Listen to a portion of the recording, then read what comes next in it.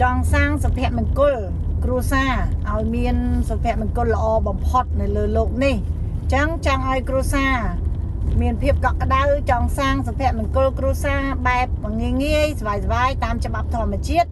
ពុកម៉ែបងប្អូននិងប្តីឬប្រពន្ធទាំងឡាយដែលមានគ្រួសារតូចមិនថាគ្រួសារតូចឬគ្រួសារធំទេណាពេលនេះត្រូវតែចាប់ផ្ដើមចេះប្រើច្បាប់ធម្មជាតិដើម្បីយើងយកធម៌ពលរៀងខ្លួនដើម្បីមកស្រាយជាចំណងគ្រួសារមួយជា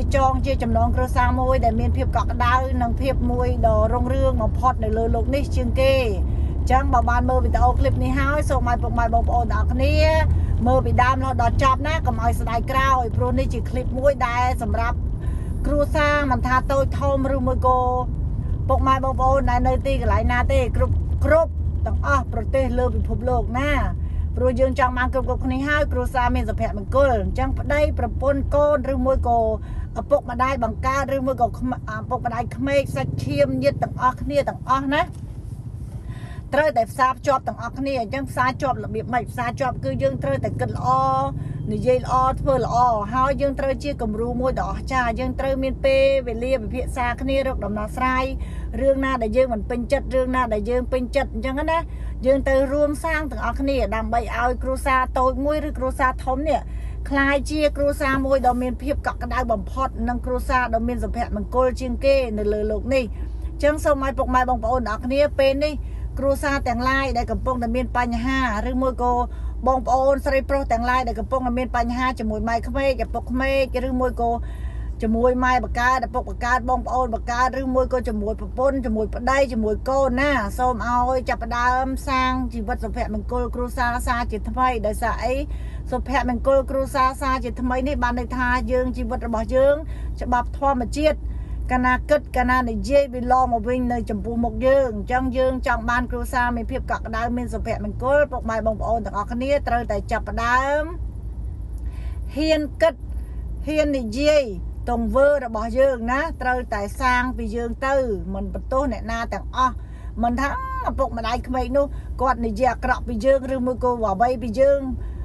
ខឹងអីនោះយើងឈប់និយាយឈប់រំលឹកយើងមិនចង់ឲ្យរឿងនឹងកើតឡើងទេត្រូវទេយើងចង់បានតែសុភមង្គលអញ្ចឹងចាប់ផ្ដើមទាំងអស់គ្នានិយាយតែរឿងល្អទោះជាពេលនេះពួកគាត់ទាំងអស់ទាំងឡាយធ្វើអាក្រក់ដាក់យើងអ្នកចិត្តខាងក៏ដោយត្រូវតែសាងសុភមង្គលដោយដៃយើងដោយការគិតរបស់យើងដោយការនិយាយទង្វើរបស់យើងសាជាថ្មីគេកាន់តែខឹងយើងកាន់តែញញឹមគេកាន់តែខឹងយើងកាន់តែនិយាយល្អខ្ញុំមានគ្រួសារល្អខ្ញុំមានគ្រួសារមានភាពកក់ក្ដៅខ្ញុំមានគ្រួសារមានសុភមង្គលខ្ញុំមានកូនល្អខ្ញុំមានប្រពន្ធល្អខ្ញុំមានប្តីល្អខ្ញុំមានម៉ែក្មេកល្អខ្ញុំមានឪពុកក្មេកល្អខ្ញុំមានសាច់ឈាមសាច់ថ្លៃល្អទាំងអស់មិនថាម៉ែបកាឪពុកបកាឬមួយអ្នកចិត្តខាងឬមួយក៏អ្នកណាទេគឺយើងត្រូវតែនិយាយតតែខ្លាចជាល្អ3ខែទៅ6ខែឲ្យខួរក្បាលរើចាំថាទោះជាគេនិយាយអ្វីជារឿងផុសគេសំខាន់ខ្ញុំគឺល្អគ្រប់យ៉ាងសម្រាប់ខ្ញុំយើងនឹងលងពីធម្មជាតិឲ្យមកដោយងាយតែម្ដងណាពុកម៉ែបងប្អូននិយាយដែលជឿលើខ្លួនឯងនិយាយដែលជឿលើខ្លួនឯងមិនមែនគ្រាន់តែនិយាយហើយយើងអត់ជឿទេណាអញ្ចឹងយើងអត់បានផលដូចគ្នាដែរព្រោះច្បាប់ធម្មជាតិនិយាយទៅនិយាយមកវាដដែលទេតែបើសិនជាដដែលយើងធ្វើឲ្យបានទៅយើងសាងឲ្យបានទៅសុភមង្គលវានៅលើកណ្ដាប់ដៃរបស់យើងវាអត់មានទៅណាឆ្ងាយទេចឹងសូមឲ្យពុកម៉ែបងប្អូនអ្នកគ្នានិយាយតតែឲ្យយើងខួរក្បាលរបស់ជឿសរសេរបិទនឹងជាងសាងសុភមង្គលបានន័យថាខ្ញុំមានសុភមង្គលបំផុតនៅលើโลกនេះទៅស្រែកឲ្យខ្លាំងក៏បានដែរទៅលើកំពូលភ្នំឬកន្លែងណាស្ងាត់ឬវាស្រែចេញមកខ្ញុំមានគ្រួសារមានភាពកក់ក្ដៅខ្ញុំជាមនុស្សម្នាក់ដែរទៅណាមានសុភមង្គលជានិច្ចគ្រប់ពេលវេលាស្រែកខ្លាំងហ្នឹងហើយអរគុណសម្រាប់ពុកម៉ែបងប្អូនទាំងអស់គ្នាណាដែលបានស្ដាប់ឃ្លីបវីដេអូនេះហើយកុំគិតថាពុកម៉ែបងប្អូនដែលគាត់អត់មានជំនឿលើច្បាប់ធម្មជាតិឬគាត់មើលសម្បកក្រៅគាត់ថាវាមិនអាចទេអញ្ចឹងសូមកុំបាច់គិតអញ្ចឹងពុកម៉ែបងប្អូនណាព្រោះអ្នកគ្រូនិយាយនេះគឺមានធ្លាប់ឆ្លងបបពិសោធន៍រួចហើយក៏សតិរឹងមាំល្អដែរនេះជាច្បាប់ធម្មជាតិទេមិនមែនអ្នកគ្រូនិយាយដោយការនឹកឃើញរបស់ខ្លួនឯងទេណាអ្នកគ្រូបានសិក្សាចូលដល់ផ្លូវមួយដែលថាសិក្សាចូលចិត្តអានសភៅរបស់មហាសទ្ធិកម្ពុជាលើលោកដែលគាត់រកសេចក្តីសុខតាមណា ជាច្បាប់ធម្មជាតិអញ្ចឹងណាអញ្ចឹងអ្នកគ្រូបានយល់យើងយល់ច្រើនបំផុតបានចេញជាគ្រូបង្វឹកដល់បំណុលជីវិតលេខ1លើពិភពលោកម្ចាស់ផែនដីស្រីសុភាពនេះណាសូមឲ្យពុកម៉ែបងប្អូនមានតែជំនឿល្អល្អតែប៉ុណ្ណោះសូមឲ្យគ្រួសារទាំងឡាយនៅលើโลกនេះទាំងអស់មិនថាគ្រួសារថ្មីគ្រួសារចាស់កំពុងតែមានបញ្ហាអីកើតឡើងសូមឲ្យមានក្តីសុខក្តីចម្រើនសូមឲ្យអ្វីៗកើតឡើងចំពោះពុកម៉ែបងប្អូនមានតែសុភមង្គលគ្រួសារជានិច្ចនិរន្តរ៍សូមឲ្យស្រឡាញ់គ្នាដល់ចាស់ព្រឹកចាស់ព្រេងមានអ្វីដែលចេះចែករំលែកសូមឲ្យចែករំលែកចេញទាំងអស់គ្នាដើម្បីជួយបងប្អូនរួមលោកដែលគាត់កំពុងតែមានទុក្ខលំបាកដែលគាត់រកសុភមង្គលគ្រួសារអត់ទាន់ឃើញណាគាត់នៅតែតោគាត់គ្មានម៉ែឪប្រឹក្សា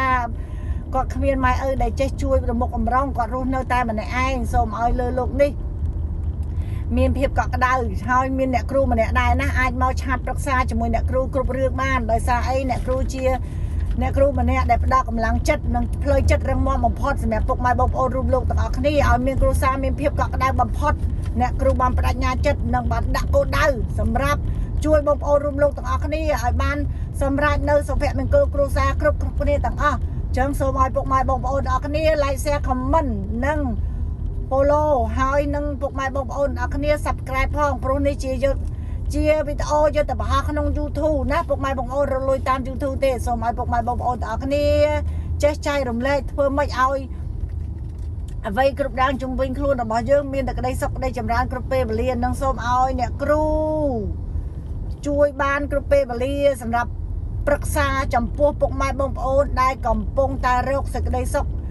ចំពោះគ្រួសារអត់មានឲ្យគ្រួសារមានភាពកក់ក្ដៅអត់មានមិនដឹងចេញទៅណាចាប់ពីណាទៅណាសូមបើមើលវីដេអូហើយស្ដាប់វីដេអូនេះហើយពេលនេះឬពេលក្រោយមិនទាន់យល់ឬក៏យល់ហើយអាចបន្ថែមបន្ថយប្រឹក្សាបន្ថែមទៀតណាពុកម៉ែបងប្អូនទាំងអស់គ្នាព្រោះអ្នកគ្រូរងចាំដោយស្នាមក្តីរីករាយនឹងស្នាមញញឹមបំផុតសម្រាប់ឲ្យអត់គិតថ្លៃសេវាចំពោះពុកម៉ែបងប្អូនដែលកំពុងតែមានបញ្ហានិងឈ្មោះចង់បានក្តីដាក់គោលដៅទៅរកក្តីសុខសម្រាប់គ្រួសារមានភាពកក់ក្ដៅណាគ្រួសារមានសុភមង្គលពាក្យមួយដែលយើងគិតថាมันអាចគឺវាអាចมันអាចគឺវាអាចប្រាប់ចេះអាចខ្ញុំធ្វើបានខ្ញុំនឹងឲ្យមានគ្រួសារមានសុភមង្គលដោយដៃខ្ញុំផ្ទាល់ដោយការគិតរបស់ខ្ញុំផ្ទាល់ចឹងនេះជាคลิปមួយដែលខ្លីតែខ្លឹមសម្រាប់ពុកម៉ែបងប្អូនអរគ្នាសូមឲ្យធ្វើម៉េចដើម្បីចែករំលែកបន្តទៀតដើម្បីឲ្យពុកម៉ែបងប្អូនអរគ្នា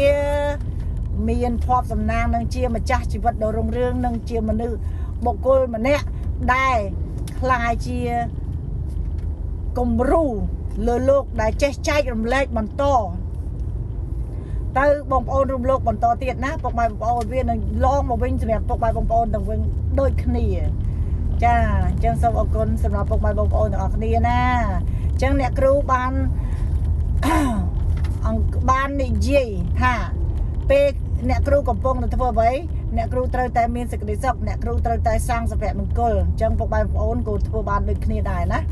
វីដេអូអ្នកគ្រូគ្រប់ទាំងអស់គឺចេញទៅបងប្អូនរួមលោកនឹងមើលគ្រប់គ្នានឹងបង AI នឹងរុញទៅគ្រប់គ្នាដើម្បីឲ្យវីដេអូនេះផ្ទុះគ្រប់កន្លែងទាំងអស់ដើម្បីឲ្យពុកម៉ែបងប្អូនដឹងរឿងពីមានសេចក្តីសុខក្នុងគ្រួសារមានសុភមង្គលក្នុងគ្រួសារហ្នឹងហើយសូមអរគុណណាពុកម៉ែបងប្អូនអរគ្នាអ្នកគ្រូមួយថ្ងៃធ្វើវីដេអូចេញច្រើនណាស់តិចបំផុតក៏10វីដេអូដែរចែករំលែកហ្នឹងតិចបំផុតដែរមួយថ្ងៃ10វីដេអូព្រោះគោលដៅអ្នកគ្រូត្រូវមួយថ្ងៃធ្វើឲ្យបាន30វីដេអូដើម្បីឲ្យបានទៅបងប្អូនរួមលោកឲ្យបានច្រើនអញ្ចឹងណាពុកម៉ែបងប្អូនអរគ្នាហ្នឹងហើយសូមឲ្យពុកម៉ែបងប្អូនទាំងអស់គ្នាប្រកបការងារអ្វីក៏បានសម្រេចណាសូមឲ្យកូនប្តីនិងគ្រួសារមានសុភមង្គលគ្រប់គ្នាទាំងអស់មិនថាបានស្ដាប់คลิปអ្នកគ្រូឬមិនបានទេអ្នកគ្រូសូមឲ្យពាក្យសម្ដីរបស់អ្នកគ្រូសូមឲ្យបានទៅសេចក្តីសុខគ្រប់ក្រុមគ្រួសារទាំងអស់និងសូមឲ្យមានលុយ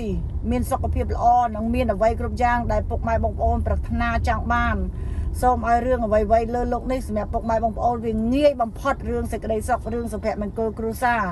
និងរឿងលុយកាក់មុខរបររស់ស៊ីណាឲ្យបានដោយងាយសប្បាយធូរបំផុតលក់ដូរដាច់បំផុតមិនថាលក់តាមអនឡាញឬលក់ទីផ្សារឬមួយលក់មកកញ្ជ្រៃឬមួយក៏អាជីវកម្មធំលើលោកនេះទេសូមឲ្យបានសម្រេចទាំងអស់គ្រប់គ្នាណាមិនថា ពុកម៉ែបងប្អូនកំពុងតែប្រាថ្នាឬមិនប្រាថ្នាទេគឺ